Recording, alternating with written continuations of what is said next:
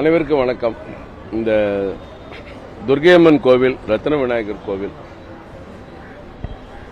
ஏறத்தாழ 250 ஆண்டுகளுக்கு முன்பான பழைய கோவில்.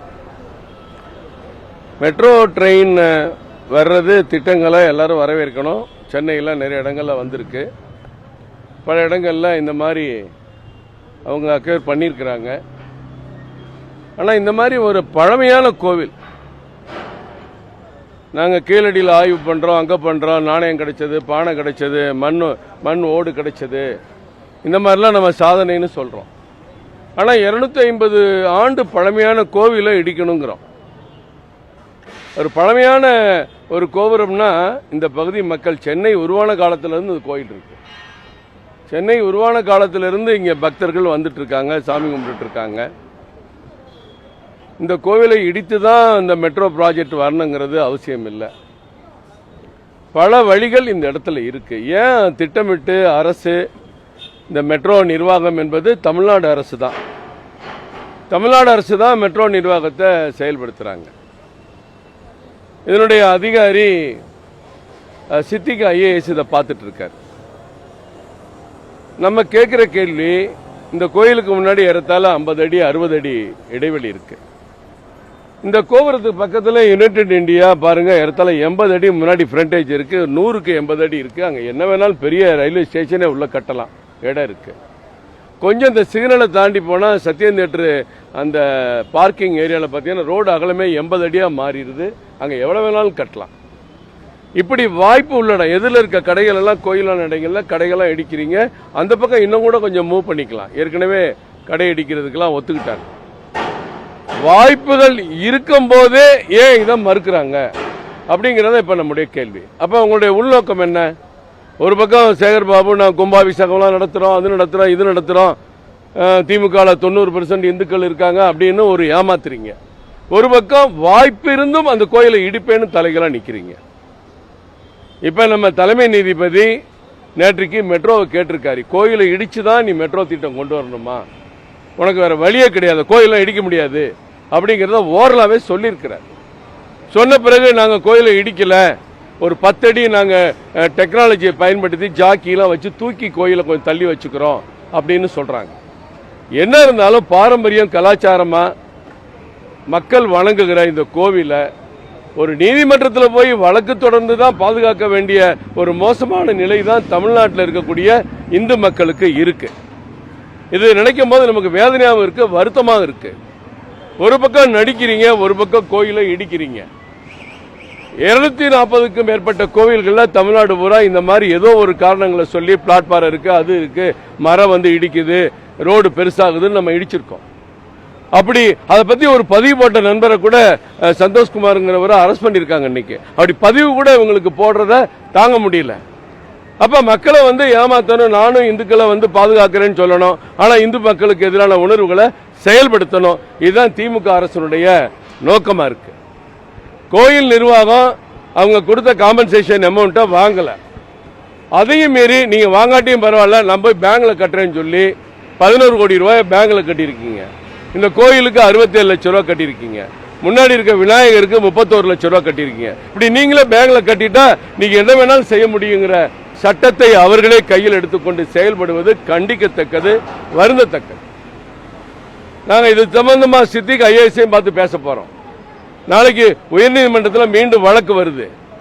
வழக்கு வர்றதுக்கு முன்னாடி இங்க வந்து இடிக்க போறோம், அப்படி இப்படி ஆள் அனுப்புறது, அது பண்றது, எல்லா நிர்வாகத்தினரையும் பயமுறுத்துறது, இந்த வேலையை செஞ்சிட்டு இருக்காங்க. உயர்நீதிமன்ற தலைமை நீதிபதி சொன்னதை போல கோவிலை இடிக்க கூடாது. கோவிலுக்குள்ள ஒத்துழைப்பு வேணுமா? அந்த வாசல் இந்த பக்கம் வருது, ஒரு 10 அடி கொடுங்க, இதே கோபுரத்தவே ரயில் நிலையத்துக்கு பாதையா பயன்படுத்திக்கிறோம் அப்படின்னு கூட அவங்களே ஆப்ஷன் கேட்டிருக்காங்க. அது கூட பரவாயில்லன்னு நிர்வாகத்தினர் ஒத்துக்கொள்ளும் போது இல்ல கோபுரத்தை எடுத்துதான் பண்ணணும் அப்படின்னு அவங்களே தலைகீழா மாறி இருக்காங்க. அவங்களுக்கு என்ன உத்தரவு வந்துச்சுன்னு தெரியல. அதனால நாளைக்கு உயர்நீதிமன்றம் இதுக்கு தக்க ஒரு உத்தரவை பிறப்பிப்பார்கள் என்று இந்த பகுதியினுடைய மக்கள் நம்புகிறார்கள். நாளைக்கு அந்த வழக்கு மீண்டும் வருது. இதற்கிடையில தமிழக அரசுக்கு எங்க வேண்டுகோள் என்னன்னா, இதைவிட சிறிய சாலைகளாக இருக்கக்கூடிய தண்டையார்பேட்டை, வண்ணாரப்பேட்டை பகுதியில் நீங்க பாத்தீங்கன்னா மொத்த ரோடே 25 அடி தான். 25 அடி இடத்துல எந்த கடையுமே இடிக்கப்படாமல் அங்க ரயில் கீழே ஓடிக்கிட்டு இருக்கு. மெட்ரோ ஸ்டேஷன் அந்தந்த பகுதியில் அமைக்கப்பட்டிருக்கு. அகலம் குறைவான இடத்துல எல்லாம் ஸ்டேஷன் அமைக்கப்பட்டிருக்கு. இங்க 75 அடி 80 அடி இருக்கிற இடத்துல கோயிலை இடிக்கணுமா? அப்ப மெட்ரோ டெக்னாலஜி வண்ணாரப்பேட்டைக்கு ஒண்ணு, ஆயிரம் விளக்குக்கு ஒண்ணா? இதெல்லாம் கண்டிக்கத்தக்கது, வன்மையாக கண்டிக்கத்தக்கது. மெட்ரோ அதிகாரிகளும் இதுல பிடிவாதமா இருந்தா அவங்களுக்கு உள்நோக்கம் இருக்குன்னு தான் நம்ம நம்ப வேண்டியது இருக்கு. இந்த கோயில் பழமையான கோயிலுங்கிறதுக்கு யாருக்குமே இங்க அதுல சந்தேகம் யாருக்கு இருக்க போறது இல்லை. 250 ஆண்டுகள்ங்கிறது சாதாரண விஷயம் இல்லை. அதனால நாங்க இதை எங்க மாநில தலைவர் அண்ணாமலை அவர்கள் உத்தரவின் பேர் உடனே போங்கன்னாரு. இங்க என்ன சொன்னாங்க, எல்லாம் இடிக்க வர்றாங்கன்னு சொன்னாங்க. அப்புறம் தான் பார்த்தா உயர்நீதிமன்ற வழக்கு இருக்கு. நீதிபதியை கேட்டிருக்காரு, கோயிலை இடிக்காம நீ எப்படி மெட்ரோ ட்ரெயின் கட்ட முடியுமா, அந்த பாதையை அமைக்க முயற்சி பண்ணுங்கன்னு அவரே சொன்னதுனால நாளைக்கு மாற்று வழிகளை அவங்க வழக்கில் சொல்ல போறாங்க. இதுக்காக வழக்கு போட்ட நண்பர்கள், இந்த பகுதி நண்பர்கள் அங்கே இருக்காங்க. இது சாதாரண விஷயம் இல்லை. இது எளிதாக விட முடியாது. இதெல்லாம் மக்களோட உணர்வுகளோட தமிழக அரசு விளையாடுதான் சொல்ல முடியும். ஏன்னா முழுக்க முழுக்க மெட்ரோ நிர்வாகத்தை நடத்துவது தமிழக அரசு. இதை விட சின்ன பாதை நீங்க வேணுமான தண்டையார்பேட்டை பகுதியில், வண்ணாரப்பேட்டை பகுதியில் டிஹெச் ரோடு போய் பாருங்க. சின்ன பாதையில் ட்ரெயின் ஓடிட்டு இருக்கு. சின்ன சின்ன இடங்கள் அங்கே ரயில்வே ஸ்டேஷன் இருக்கு. அப்ப அங்க ஓடுற மெட்ரோ மட்டும் மினி மெட்ரோ ட்ரெயினா? இதே ட்ரெயின் தான் அங்கே போகுது. அதனால இந்த நிர்வாகத்துக்கு, மெட்ரோ நிர்வாகத்துக்கு நான் கேட்டுக்கொள்வது என்னவென்றால், இந்த கோவிலை இடிக்காம உங்க மனச்சாட்சிப்படி ஒரு 250 ஆண்டுக்கு பழமையான ஒரு கோவிலுடைய புனிதத்தை கெடுக்காம நீங்களே நீதிமன்றத்தை நாளைக்கு மாற்று வழியை சொல்லி, பக்கத்தில் இருக்கிற சத்யம் தியேட்டர் காம்ப்ளெக்ஸ், இங்கிட்ட இருக்கிற யுனைடெட் இந்தியா, இந்த இடத்துல உங்க ஸ்டேஷனை 50 அடி தள்ளி வச்சா யாரும் இங்க குறைஞ்சு போறது இல்லை. மக்கள் பயன்படுறதுக்கு தான் மெட்ரோ ஸ்டேஷன், மக்கள் பயன்பாட்டுக்கு தான் துர்க்கையம்மன் கோயில். ரெண்டுமே மக்களுக்காகத்தான். எதிரில் இருக்க இடங்கள் எல்லாம் கோயில் இடங்களை தான் கொடுத்திருக்காங்க. அவங்க ஒன்றும் மெட்ரோவுக்கு எதிராக இல்லை. பக்கத்தில் வேலை நடக்குதுன்னா கோயில் இடத்தை தான் கொடுத்திருக்கிறாங்க. எந்த அளவுக்கு முடியுமோ அந்த அளவுக்கு கோயில் நிர்வாகமும் மெட்ரோவுக்கு உதவி செய்யும் போது மெட்ரோ தன்னிச்சையாக இந்த கோவிலை இடிக்கத்தான் வேண்டும் என்று நினைக்கக்கூடாது. அது மிகப்பெரிய கடவுள் குற்றம் என்பதை நான் தெரிவித்துக் கொண்டு, தமிழக அரசு குறிப்பாக அறநிலைத்துறை அமைச்சர் சேகர் பாபு அவர்கள் இதில் உடனே தலையிடணும். தலையிட்டு மக்களுடைய கோரிக்கையை நிறைவேற்றி தரணும்.